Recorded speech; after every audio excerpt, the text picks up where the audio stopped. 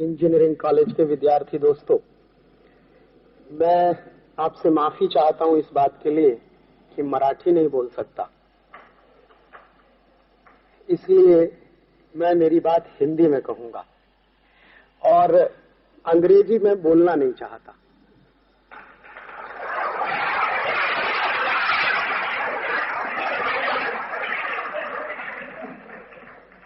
बहुत साल अंग्रेजी बोलता रहा, अंग्रेजी में पढ़ता रहा, लिखता रहा, लेकिन अब कुछ वर्षों से संकल्प लिया अंग्रेजी में काम नहीं करूंगा।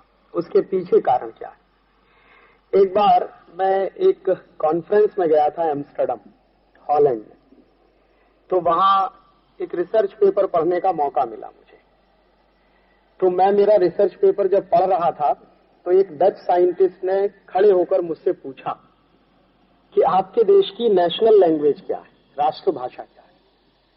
तो मैंने कहा मेरे देश की भाषा हिंदी है। तो उसने कहा आप अपना रिसर्च पेपर हिंदी में क्यों नहीं पढ़ते? तो मैंने कहा मेरा रिसर्च पेपर अगर हिंदी में पढ़ूंगा तो आपको समझ में नहीं आएगा। तो उसने कहा आप हमारे समझने की चिंता क्यों करते? तो मैंने कहा क्यों? तो मैंने कहा आपसे पहले जो साइंटिस्ट आए रिसर्च पेपर पढ़ने के लिए, उनमें से कितने साइंटिस्टों ने अंग्रेजी में पेपर पढ़ा? तो मैं चुप हो गया, क्योंकि मुझसे पहले कुछ फ्रांसीसी वैज्ञानिक थे, उन्होंने फ्रेंच में पढ़ा था, और उससे पहले कुछ डच साइंटिस्ट थे, उन्होंने डच में पढ़ा था। एक जापानीज साइंटिस्ट आया था, उसने जापानीज में पढ़ा था। रूस का एक साइंटिस्ट था, उसने रशियन में पढ़ा था। तो उन्होंने कहा ये सबके सब वैज्ञानिक अपने अपने देश की भाषा में पढ़ते रहे, तो क्या हमको ये सब समझ में नहीं आया होगा? तो मैंने कहा मुझे मालूम नहीं है। तो उन्होंने कहा कि आप चिंता मत करिए, हमने व्यवस्था की हुई है, हमारे पास कंप्यूटर की व्यवस्था है, आप जिस भाषा में पढ़ेंगे हम हमारी भाषा में उसका ट्रांसलेशन करवा लेंगे, लेकिन आप उसको पढ़िए। तो मुझे पहली बार आश्चर्य हुआ कि मैं हिंदी में पढ़ नहीं सकता। तो उस वैज्ञानिक ने मुझको जो कहा, मुझे ऐसा लगा कि जैसे मेरे गाल पे किसी ने तमाचा मारा। उसने कहा कि 1947 के पहले आपका देश गुलाम था, और अगर आपका जन्म 1947 के पहले हुआ होता और आप अंग्रेजी में पेपर पढ़ते तो मेरे समझ में आता कि आप अंग्रेजी में पढ़ रहे हैं, क्योंकि आप गुलाम हैं। लेकिन अब तो आपका देश आजाद हो गया है और आपका जन्म तो आजादी के बाद का जन्म है, तो आपको अपने देश की राष्ट्रभाषा का सम्मान करना ही चाहिए, ये उसका कहना था। तो मुझे लगा कि बात तो वो बिल्कुल सही ही कह रहा है। और उसने एक बात और कही जो शायद सभी ने मानी है और कही है कि दुनिया में कोई भी व्यक्ति अगर मौलिक काम करना चाहे, कोई बेसिक रिसर्च करना चाहे, कोई मौलिक शोध करना चाहे, तो वो तब तक संभव नहीं है जब तक कि वो अपनी मातृभाषा में चिंतन ना करे। तो उसने मुझे एक नहीं 1001 वैज्ञानिकों के नाम गिनाना शुरू किया कि देखिए ये जितने वैज्ञानिक हुए जिन्होंने कभी कोई मौलिक शोध किया है, तो सबने अपनी मातृभाषा में किया है।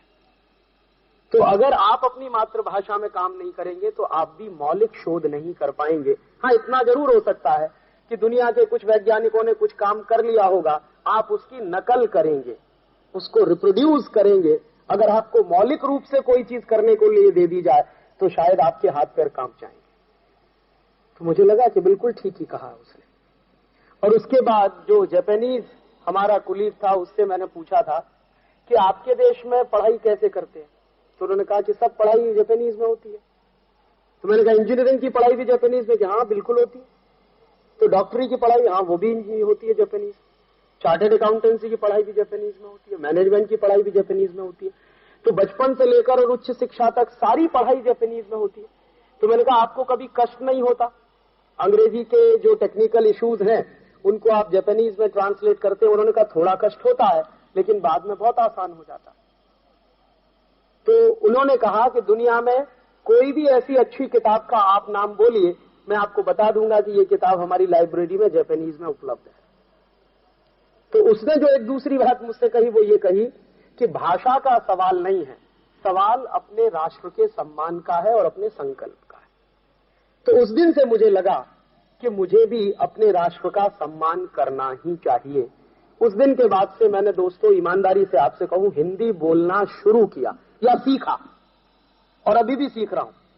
अभी भी मैं जब हिंदी बोलता हूं तो उसमें बहुत सारे शब्द अंग्रेजी के आ जाते हैं, तो ये मेरी तकलीफ है, क्योंकि बचपन से अंग्रेजियत में पढ़ा हुआ हूं और अभी छोड़ने की कोशिश कर रहा हूं, इसलिए अंग्रेजी में बोलना नहीं चाहता और मराठी मुझे बोलने नहीं आती, इसलिए आप माफ करिएगा, मैं मेरी बात हिंदी में कहूंगा, लेकिन आसानी के साथ मेरी बात आपको समझ में आए उसकी मैं कोशिश करूंगा।